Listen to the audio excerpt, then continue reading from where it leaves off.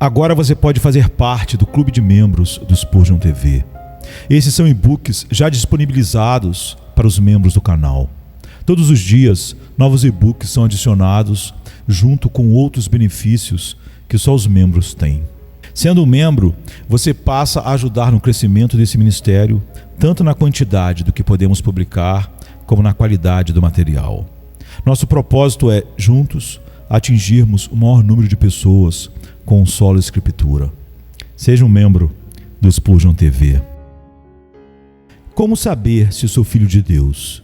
Sermão número 1220, pregado na noite de domingo, 14 de março de 1875, por Charles Haddon Spurgeon, no Tabernáculo Metropolitano, Newington, Londres, Inglaterra. Porque todos os que são guiados pelo Espírito de Deus, esses são filhos de Deus. Romanos 8, 14.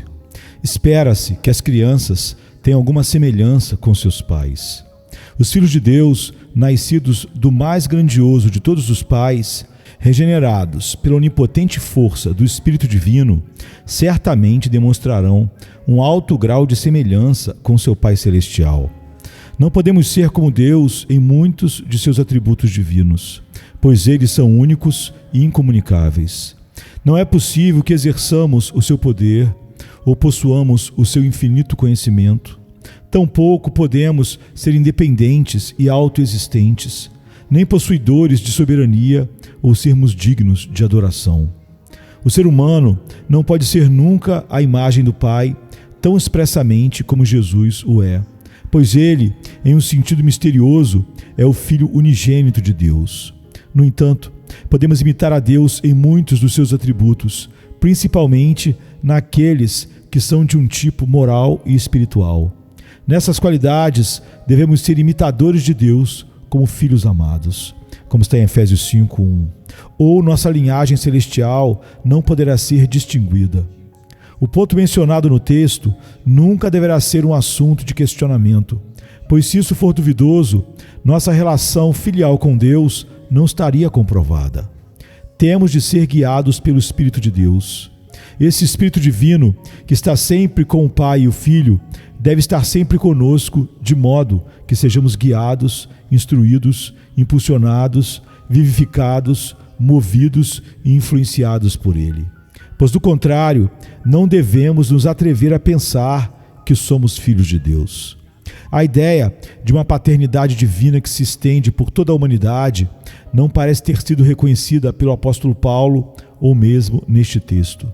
Aqui a paternidade é para alguns, não para todos. E o texto diferencia aqueles que são guiados pelo Espírito de Deus e o restante da humanidade que não está sob tal influência.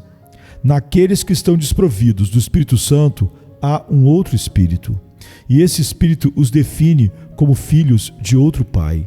Eles são de seu pai, o diabo, pois fazem as suas obras. João 8, 44. Tem havido duas sementes desde o princípio, a semente da mulher e a semente da serpente.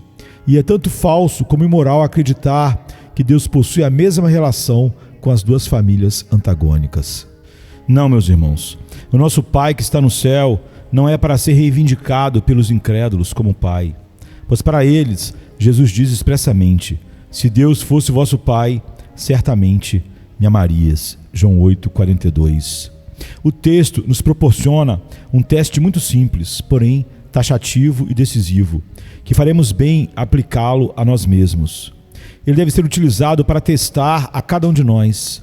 Se tivesse sido dito: todos os que são batizados são filhos de Deus, poderíamos continuar sentados tranquilamente em nossos lugares muito satisfeitos. Se tivesse sido dito: todos que comem e bebem na sagrada celebração da comunhão cristã são filhos de Deus, poderíamos nos recordar que há pouco tempo estávamos sentados com os santos ao redor da mesa da comunhão.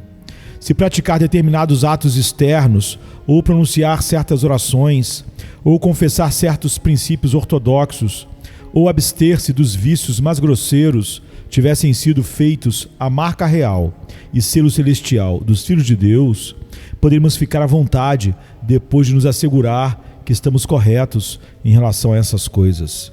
Se estar unido a uma igreja séria e ser membro de uma comunidade fiel tivesse sido divinamente ordenado para ser um certificado inquestionável de filiação do Senhor Altíssimo, poderíamos descansar perfeitamente satisfeitos, sem nos colocar no crisol.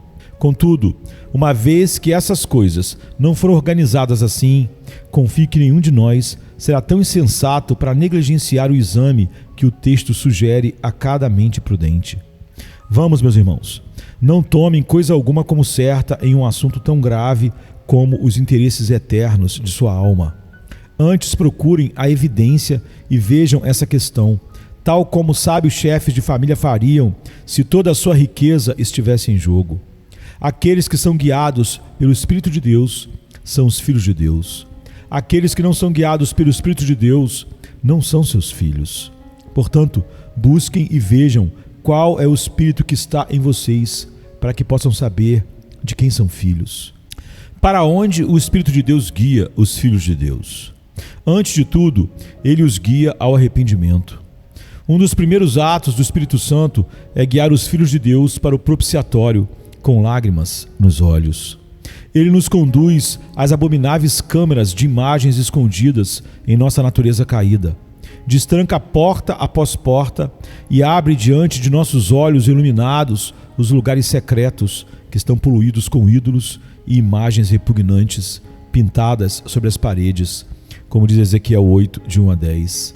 Ele aponta com suas mãos luminosas para os ídolos, as imagens que provocam zelo, as coisas imundas e abomináveis dentro da nossa natureza, e assim nos surpreende e nos conduz à humildade.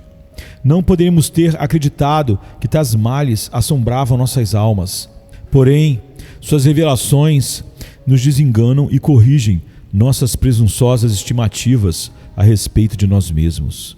Então, com essa mesma mão, ele aponta para a nossa vida pretérita e nos mostra as manchas, os erros, os pecados intencionais, os pecados de ignorância, as transgressões graves, as ofensas contra a luz e contra o conhecimento que tem manchado nossa trajetória desde nossa juventude até agora. E nós, que anteriormente olhávamos para as páginas de nossas vidas e as julgávamos formosas, uma vez que o Espírito nos conduz para a luz, vemos quão enegrecidas nossa história tem sido, e repletos de vergonha e aflição, clamamos a Deus para que possamos confessar-lhe os nossos pecados e reconhecer que se ele nos lançasse no inferno, não seria mais do que merecemos. Caro amigo, porventura, o Espírito Santo já lhe conduziu ao escabelo do arrependimento? Alguma vez ele lhe mostrou quão vilmente você tem tratado o seu Deus e quão vergonhosamente você tem negligenciado o seu Salvador? Alguma vez ele fez você lamentar por suas iniquidades? Não há qualquer caminho para o céu senão pela chorosa cruz.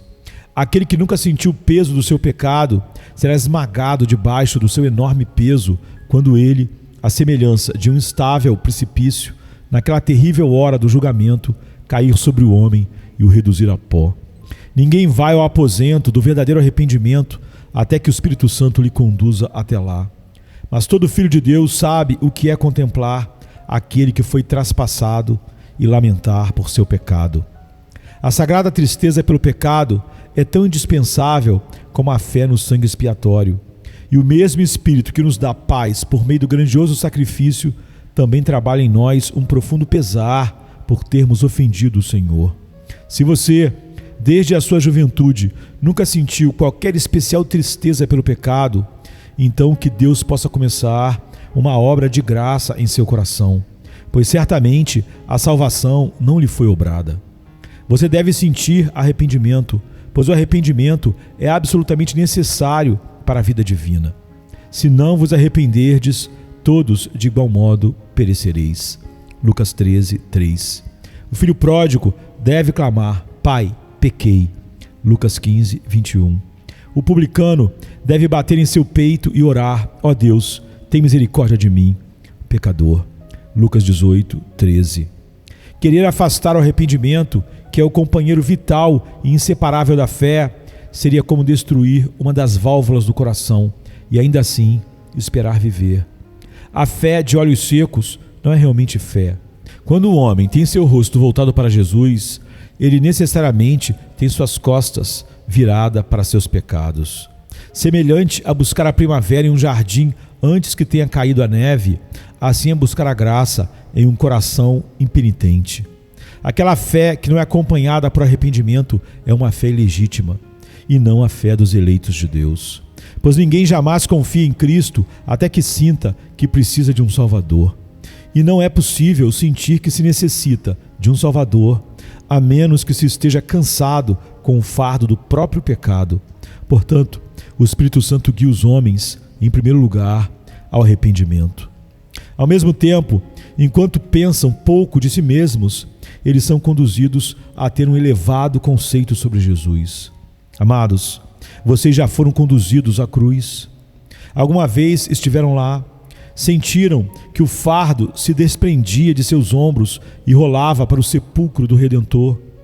Quando o Dr. Neil, o eminente ritualista, tomou o livro de John Bunyan, o peregrino, e o romanizou, ele representou o peregrino como que chegando a uma determinada banheira, onde foi mergulhado e lavado, e foi então que foi liberto de sua carga.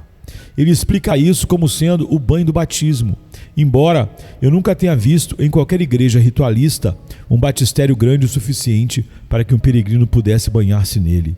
De acordo com esta edição adulterada da alegoria de John Bunyan, cristão foi lavado na pia de batismo e todos os seus pecados foram assim removidos. Esse é o modo da auto-igreja se livrar do pecado. O caminho de John Bunyan, o verdadeiro caminho é perdê-lo na cruz. Agora, repare o que aconteceu.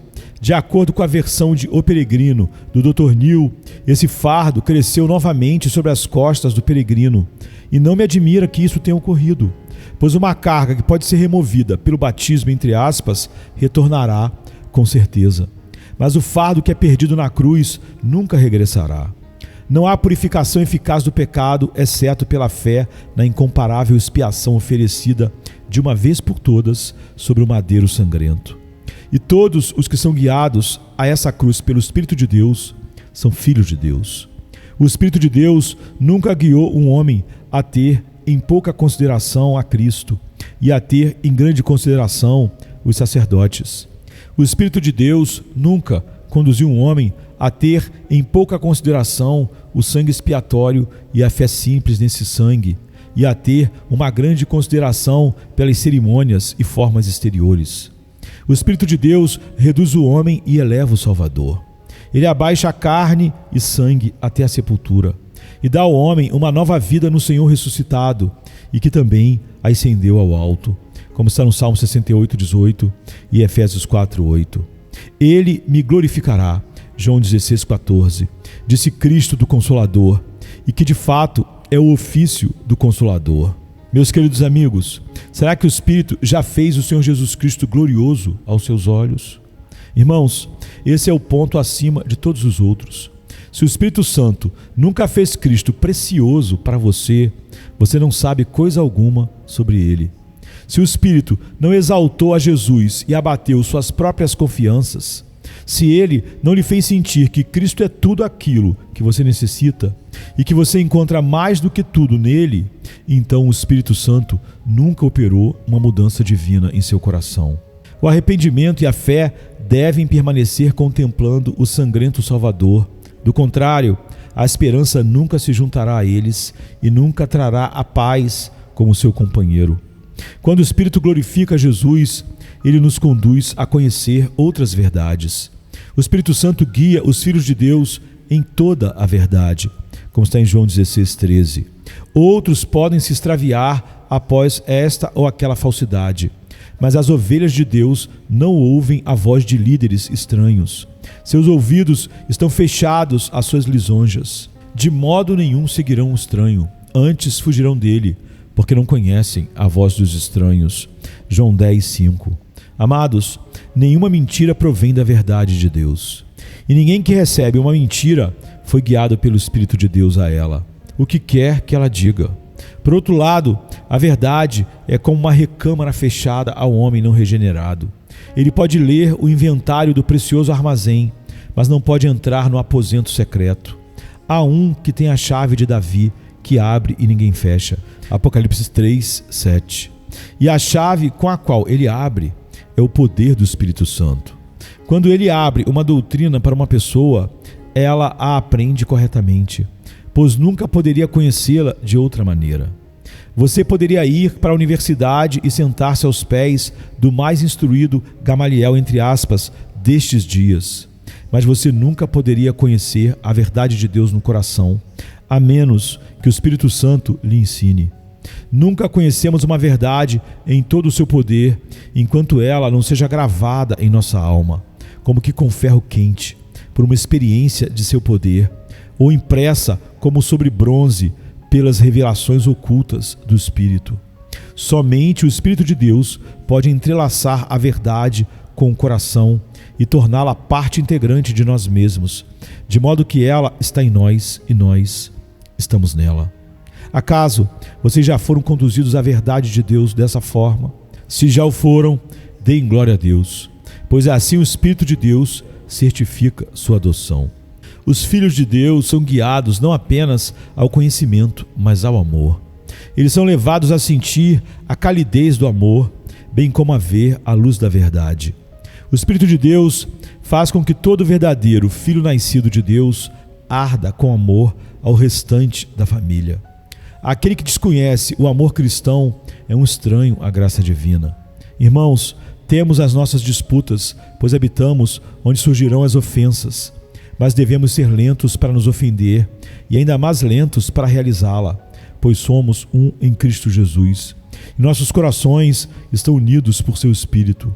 Suponho que nenhum homem honesto deva ficar calado sobre qualquer dos erros destes dias, pois é uma forma desonesta de cultivar a tranquilidade para si mesmo e ganhar uma popularidade que não vale a pena ter. Devemos falar a verdade, seja que ofendamos ou agrademos, mas isso deve ser feito em amor e por causa do amor.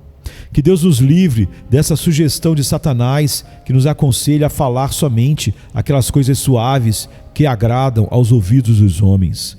Pois quem dá lugar a essa persuasão é um traidor da verdade e das almas dos homens. O verdadeiro homem de Deus deve falar contra todo o mal e contra todo falso caminho. No entanto, em seu coração palpita uma forte afeição por cada filho de Deus, quaisquer que sejam seus erros e suas falhas. O bisturi do cirurgião é misericordiosamente cruel com a doença, não por má vontade ao seu paciente, mas devido a um honesto desejo de beneficiá-lo. Temos a necessidade de cultivar uma semelhante afetuosa fidelidade. Amor aos santos é a marca dos santos. Há uma igreja interior formada pelos próprios eleitos de Deus dentro de cada uma das denominações cristãs. E essa igreja é composta de pessoas espiritualmente iluminadas, que conhecem a medula e o mistério do Evangelho. Sempre que se encontram, embora diversos possam ser seus pontos de vista, elas reconhecem uma às outras, por uma espécie de código sagrado. O Espírito que vivifica a todos salta dentro delas conforme reconhecem a vida no seio dos demais. Apesar de suas divergências intelectuais, associações eclesiásticas, as pessoas espirituais, assim que ouvem a senha e captam o sinal místico, clamam: me dê sua mão, meu irmão, pois meu coração é como o seu. O Espírito de Deus guiou a você e a mim, e em nosso caminho andamos juntos, passo a passo. Portanto, temos comunhão uns com os outros. Os estranhos ao acampamento, a multidão mista que subiu do Egito com o nosso Israel, como está em Êxodo 12:38, caem tanto em combate como em desejos, como está em Números 11, verso 4. Mas os filhos do Deus vivo, que constitui o corpo central de guardas da arca do Senhor, são unânimes de coração entre eles, e assim devem ser. Nós sabemos que passamos da morte para a vida, porque amamos os irmãos. 1 João 3:14. O Espírito Santo nos guia a um intenso amor pelas almas dos pecadores. Se alguém disser: não é da minha conta se os homens estão perdidos ou salvos, o Espírito de Deus nunca o levou a tal desumanidade. Corações de ferro nunca sentiram o toque do Espírito do amor. Se alguma vez o ensinamento ou o espírito de algum pregador levá-lo legitimamente à conclusão que você pode ver a condenação dos seus semelhantes com complacência ou indiferença, tenha certeza que o Espírito de Deus nunca guiou a ele ou a você nessa direção. O diabo tem mais a ver com a teologia impiedosa de alguns homens do que eles imaginam. Os olhos de Cristo choraram por causa da condenação do pecador. Então, que o Senhor nos livre de pensar nisso com qualquer outro espírito. Aquele que não ama o seu semelhante, a quem viu, como pode amar a Deus, a quem não viu? Como está em 1 João 4:20. Acaso Deus olha com complacência a ruína de nossa raça? Não amou ele de tal maneira o homem que entregou seu Filho unigênito por eles, como está em João 3,16? E será que seus próprios filhos serão frios, estoicos e indiferentes à perda de almas humanas? Amados, se habitamos com Caim e clamamos, sou eu o guardador do meu irmão, como está em Gênesis 4:9, o Espírito de Deus nunca nos guiou até aí. Ele nos guia à ternura, à simpatia, à compaixão e ao esforço choroso, se por qualquer meio pudermos salvar alguns. Além disso, o Espírito de Deus guia os filhos de Deus à santidade. Não tentarei definir o que é santidade. Ela é melhor vista na vida dos homens santos. Acaso a santidade pode ser vista em suas vidas? Amados, se você é de um espírito feroz e implacável, o Espírito Santo nunca o guiou até aí. Se você é orgulhoso e arrogante, o Espírito Santo nunca o guiou até aí.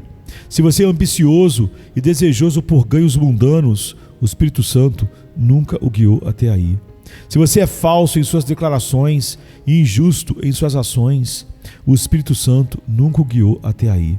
Se encontra um filho de Deus misturando-se com o ímpio, usando sua linguagem e praticando suas ações, estou persuadido que o Espírito Santo nunca o guiou até aí.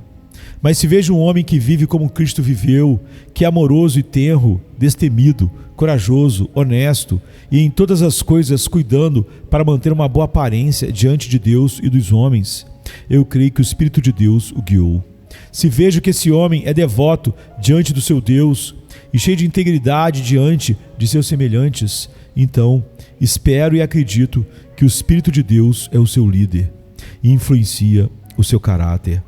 Mas o fruto do Espírito é amor, gozo, paz, longanimidade, benignidade, bondade, fé, mansidão, domínio próprio. Contra essas coisas não há lei, e os que são de Cristo crucificaram a carne com as suas paixões e concupiscências. Gálatas 5, 22 a 24. Não desejo falar severamente, mas devo falar claramente. E sinto-me obrigado a dizer que há muita hipocrisia entre o professante povo cristão. Muitos carregam o nome de cristãos, mas em seu interior não possuem coisa alguma que seja cristão. É triste que seja assim, mas assim é. Falsos professantes têm rebaixado o padrão do caráter cristão, e eles têm feito a igreja tão semelhante ao mundo que é difícil dizer onde começa um e termina o outro. Nós exercemos a disciplina na igreja da melhor maneira possível, mas apesar de tudo, há uma semente de maldade que não se desenvolve em pecado aberto e descarado, e que não podemos eliminar pela disciplina, pois somos proibidos a arrancar o joio junto com o trigo, a fim de que não arranquemos o trigo junto com o joio, como está em Mateus 13, 24 a 30. Irmãos, devemos ser santos. É inútil estarmos falando sobre sermos ortodoxos em nossas convicções. Devemos ser ortodoxos na vida, e se não somos, o credo mais sadio apenas aumentará a nossa condenação. Ouço que os homens se gabam de que são não conformistas até medula, como se isso fosse a questão essencial. É muito melhor ser cristão de coração. Para que serve o inconformismo eclesiástico se o coração ainda está conformado ao mundo? Um homem poderia gloriar-se que é um conformista, mas de que lhe serviria isso, a menos que ele seja conformado à imagem de Cristo?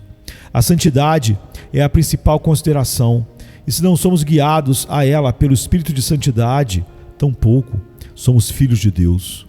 Além disso, o Espírito Santo guia aqueles que são filhos de Deus à piedade vital, a essência mística da vida espiritual. O Espírito Santo guia os santos à oração, que é o sopro vital de suas almas, sempre que eles obtêm um verdadeiro acesso ao propiciatório, é pelo seu poder.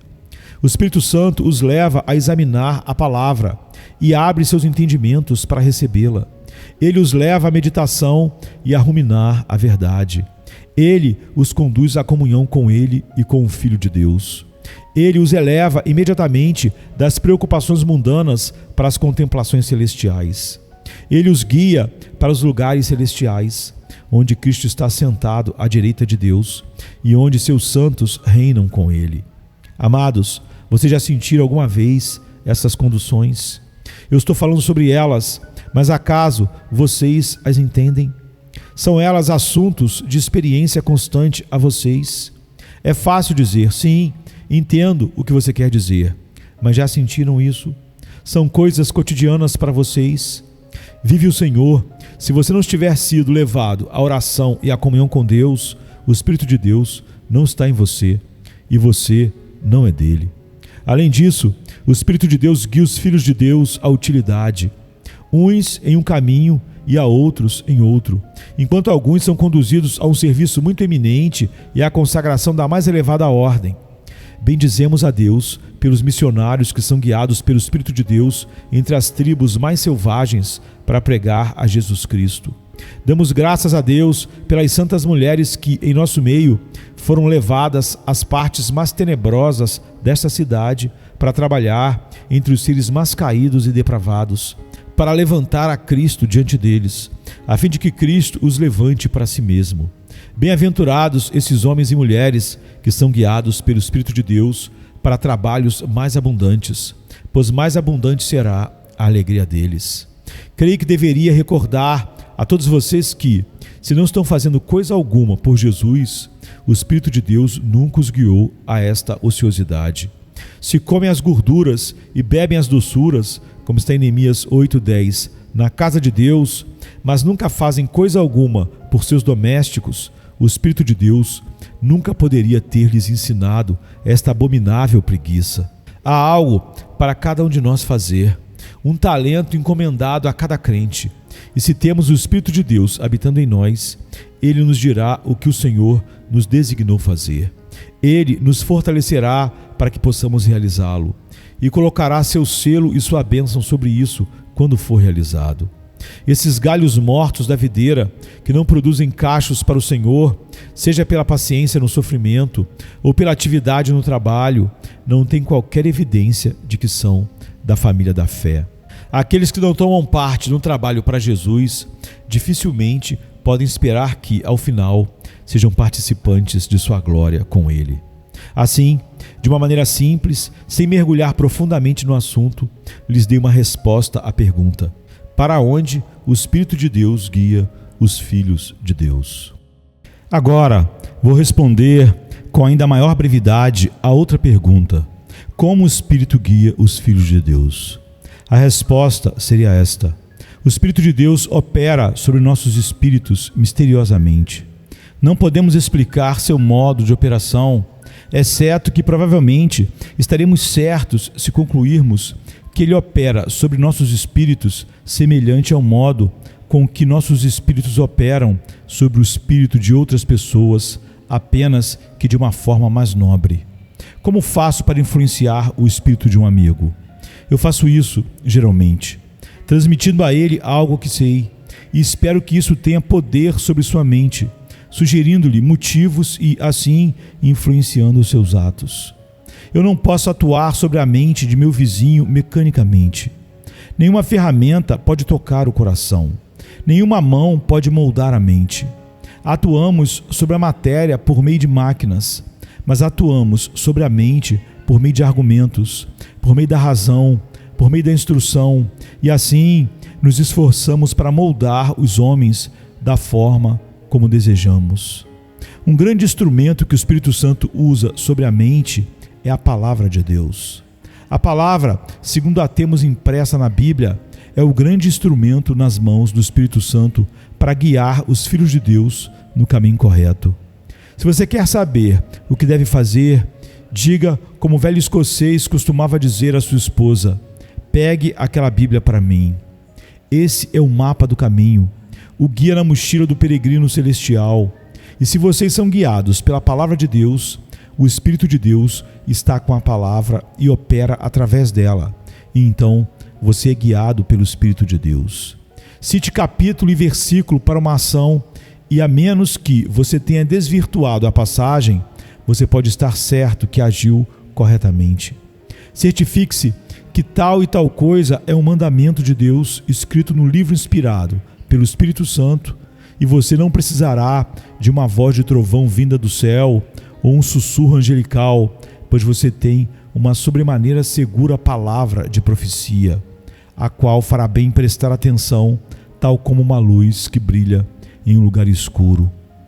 O Espírito de Deus também fala através de seus ministros. A palavra pregada é muitas vezes abençoadora, assim como a palavra escrita, mas isso apenas pode ocorrer quando a palavra pregada está em conformidade com a palavra escrita. Às vezes, os ministros de Deus parecem dar à palavra escrita a própria voz dela, como se essa palavra ressoasse como que acabada de ser proferida pelo profeta que originalmente a recebeu. Conforme falam, as palavras caem aos ouvidos como o mel do favo e brotam como a água que sai do manancial. Nesses momentos, elas chegam ao coração refrescantes e suaves, inclusive com uma força maior do que quando as lemos sozinhos em nosso aposento. Quantas vezes sentimos, quando lemos uma verdade em um livro, e embora esse livro seja a palavra de Deus, que a nossa indolente condição impede que ela tenha o mesmo poder sobre nós, tal como ela tem quando um homem de Deus, que a experimentou e provou e a conheceu, fala a seu respeito como o derramamento de sua própria alma. Queira Deus que a igreja que costumam frequentar possa ser para vocês a voz de Deus. Que seja orientação para seus pés, conforto para seu coração, fortalecimento para sua fé e refrigério para sua alma. Enquanto estejam sentados na casa de oração, possam sentir: essa palavra é para mim. Eu vim aqui sem saber o que fazer, mas recebi direção. Eu estava fraco e cansado, mas obtive consolo e força. A voz do pastor tem sido como o oráculo de Deus para minha alma, e agora prossigo meu caminho confortado, tal como Ana, quando o servo do Senhor falou paz à sua alma, em 1 Samuel 1,18. Permitam-me observar que sermos guiados pelo Espírito de Deus é uma expressão notável. Ele não diz todos os que são arreados pelo Espírito de Deus. Não, o diabo é um boleeiro, e quando ele entra, tanto em homens como em porcos, os dirige furiosamente. Lembrem-se como toda a manada se precipitou ao mar por um despenhadeiro, em Mateus 8, 28 a 34, Marcos 5, 1 a 20 e Lucas 8, 26 a 39. Sempre que vocês vejam um homem fanático e selvagem, qualquer que seja o espírito que está nele, não é o Espírito de Cristo. O Espírito de Cristo é potente, ele opera poderosamente, mas é um espírito dócil. Não é uma águia, mas uma pomba, como está em Mateus 3,16, Marcos 1,10, Lucas 3,22 e João 1,32. Ele vem como um vento impetuoso e enche a casa onde os discípulos estão sentados, como em Atos 2,2. Mas, ao mesmo tempo, ele não vem como um furacão do deserto para golpear os 4 cantos da habitação, pois ela se converteria em ruínas. Ele vem como uma chama de fogo, pousando sobre cada um dos favorecidos, mas não é uma chama que incendeia a casa e destrói a Jerusalém. Não, o Espírito de Deus é gentil, ele não empurra, mas guia. Todos os que são guiados pelo Espírito de Deus, esses são filhos de Deus. O Espírito nos trata honradamente ao obrar dessa maneira. Ele não nos trata como o gado arreado e emudecido, ou como as desalmadas ondas do mar. Ele nos trata como seres inteligentes, feitos para o pensamento e reflexão. Ele nos guia como um homem orienta seu filho, ou como alguém que lidera seu semelhante, e somos honrados quando sujeitamos nossas mentes e vontades a tão divino Espírito. A vontade humana não é livre, é escrava do pecado. Todas as suas afeições foram capturadas. Como disse Jesus, a luz veio ao mundo, mas os homens amaram mais as trevas. O homem tem um caso de amor com o pecado. Quão grande é a escravidão da vontade! Porque o homem sempre escolhe o que ama, e todo homem natural ama as trevas. A vontade, então, nunca é verdadeiramente livre, até que o Espírito Santo a submeta docemente e soberanamente a uma obediência voluntária por causa do seu poder infinito e soberano. Assim opera o Espírito de Deus. Embora não possamos explicar o método, pois isso é algo demasiado inefável para nós, e seria mais fácil conhecer o caminho da águia no ar ou o caminho da cobra na penha, como está em Provérbios 30:19.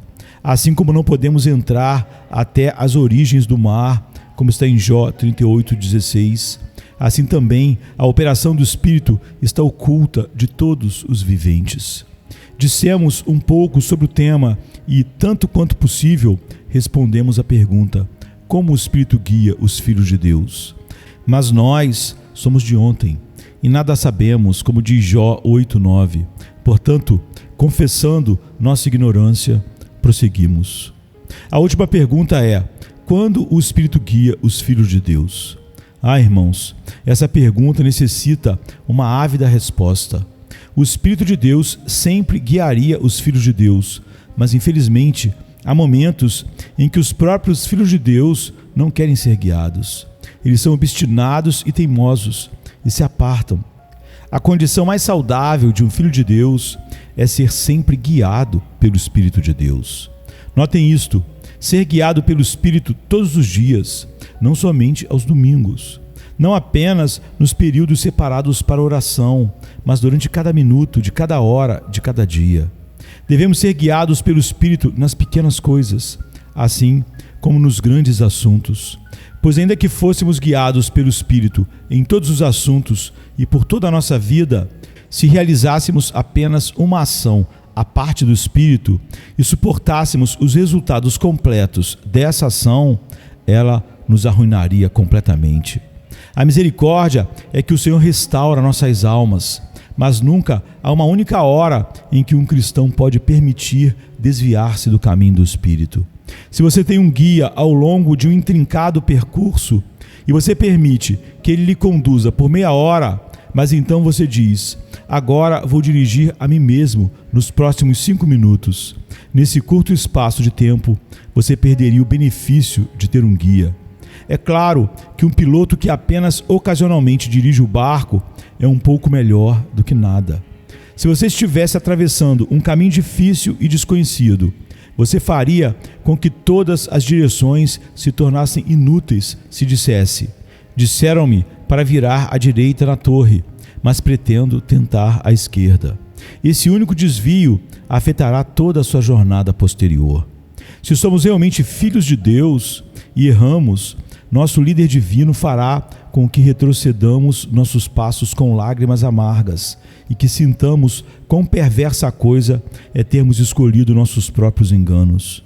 Se usarmos sabiamente nosso líder divino, sempre o seguiremos.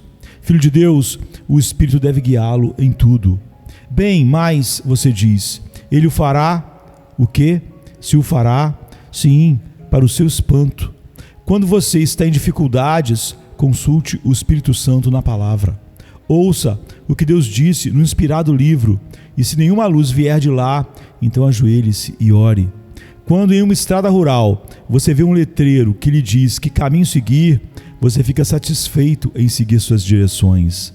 Mas se em suas perplexidades você não vê qualquer letreiro, o que você fará? Ore. Entregue-se à direção divina e você não cometerá qualquer erro, pois mesmo se acontecer de você escolher o caminho mais acidentado, será o caminho correto se você o tiver escolhido com sagrada cautela e no temor de Deus. Amados, o Senhor nunca permitirá que uma embarcação cujo leme foi entregue em suas mãos seja lançada sobre as rochas. Entregue o leme a Deus e seu barco passará pelo estreito e sinuoso canal da vida. Evitará todos os bancos de areia e rochas submersas e chegará com segurança aos refúgios celestiais da felicidade eterna. Esta questão, quando os filhos de Deus são guiados pelo Espírito, deve ser respondida assim: quando são como deveriam ser. Eles são sempre e claramente guiados por Ele. E apesar do pecado que há neles, e que não são sempre obedientes ao mesmo grau, o poder que geralmente influencia suas vidas é o Espírito de Deus. Agora, vou concluir usando o texto desta maneira. Em primeiro lugar, como um teste. Sou eu um filho de Deus? Se assim for, sou guiado pelo Espírito. Sou guiado pelo Espírito. Eu temo que alguns de vocês nunca pensaram nesse assunto. Por quem vocês são guiados? Centenas de pessoas religiosas são guiadas por seus ministros ou por um amigo cristão, e isso está bom para elas. Contudo, a religião deles será um fracasso, a menos que sejam guiados pelo Espírito. Deixe-me colocar a questão mais uma vez, para que não possam fugir dela. É você guiado pelo Espírito? Se é, você é um filho de Deus, e se não, você não pertence a Ele. Isso me proporciona uma segunda utilização para o texto, ou seja, a consolação. Se você é um filho de Deus, você será guiado pelo Espírito. Está você em dúvida esta noite? Está você envergonhado? Está você em dificuldades? Como os filhos de Deus são guiados pelo Espírito, então você será guiado. Talvez você esteja olhando muito à frente e tenha medo das dificuldades em sua velhice ou da morte de um parente. Deus não nos deu olhos para bisbilhotarmos o futuro. Por isso, qual é a utilidade de nossa espreita onde não podemos ver? Leve tudo isso para o seu Pai Celestial e você será infalivelmente guiado pelo Espírito Santo.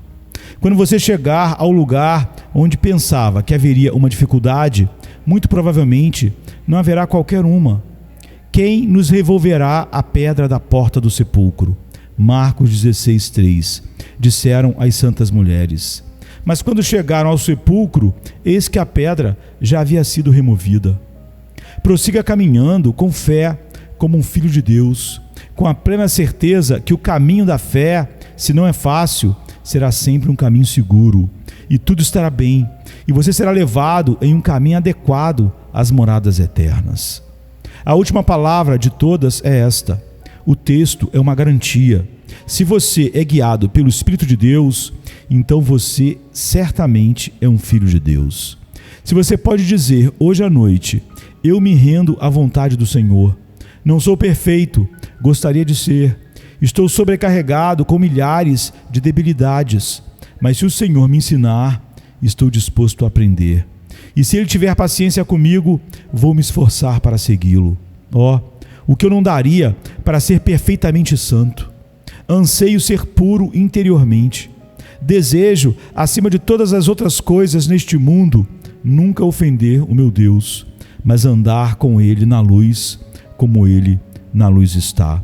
1 João 1,7. E ter comunhão com Ele, enquanto o sangue de Jesus Cristo, seu Filho, me purifica de todo pecado. Então, meu irmão, minha irmã, estejam bem certos que ninguém jamais desejou algo semelhante, a não ser um filho de Deus. Carne e sangue não revelaram isso a vocês. Nenhuma alma, exceto um herdeiro do céu, teve alguma vez esses desejos e aspirações e gemidos por santidade e semelhante tristeza por falhas e erros. O texto não diz: todos os que correm pelo Espírito de Deus, esses são filhos de Deus, mas sim aquele que é guiado pelo Espírito de Deus. Então, podemos tropeçar enquanto estamos sendo guiados. Um homem pode ir muito lentamente enquanto está sendo guiado. Ele poderia ir de muletas enquanto está sendo guiado. Ele poderia até se arrastar, apoiando-se em suas mãos e de joelhos enquanto está sendo guiado. No entanto, nenhuma dessas coisas em absoluto o impedem que seja verdadeiramente guiado. Apesar de todas as suas fraquezas e debilidades, a questão ainda é: você é guiado pelo Espírito de Deus? Se você o é, todas as suas fraquezas e falhas são perdoadas por causa de Cristo. E o fato de você ser guiado é a marca de seu novo nascimento. Regressem para casa e alegrem-se em sua filiação. E se você tem sido fraco, peça a Deus para torná-lo forte. E se você tem sido coxo, peça a Deus para curá-lo. E se você tem se arrastado com suas mãos e joelhos, peça a Deus para para ajudá-lo a caminhar erguido. Mas depois de tudo, louve a Deus, porque seu Espírito o guia. Se você pode apenas caminhar, peça a Ele para lhe fazer correr. E se você pode correr, peça a Ele para lhe fazer subir com asas como águias. Isaías 40, 31. Não fique satisfeito com nada menos do que as mais elevadas realizações. E, ao mesmo tempo, se você ainda não as alcançou, não se desespere. Lembre-se que, na maioria das famílias, há bebês, assim como homens e mulheres. E a criança com fraldas, que é carregada nos braços e colocada sobre o peito, é tão amada pelo pai como o filho que, na plenitude de sua idade adulta, marcha junto a ele e toma parte na batalha da vida. Vocês são filhos de Deus se são guiados pelo Espírito, ainda que pequena seja a sua estatura e débil seja a sua graça. A idade, a força ou a educação de um homem não são essenciais para a sua filiação, mas a veracidade do seu nascimento é a questão mais importante. Assegurem-se que são guiados pelo Espírito, ou sua filiação não é celestial. Se você tiver sido condenado por este sermão, então corra para Jesus e descanse nele, penitente e confiantemente. Que o Espírito de Deus lhe guie a fazer isso, e então você será um filho de Deus. Que Ele lhes abençoe. Amém, queridos. Amém. Venha se cansado estás, e eu descanso darei. Tu descansarás.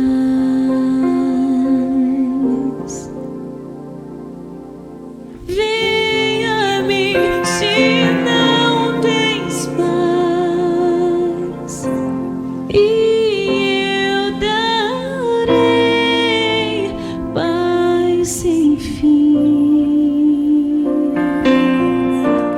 terás paz sem fim. O meu jugo é leve, o meu fardo graça dá. Tome tua cruz, te darei a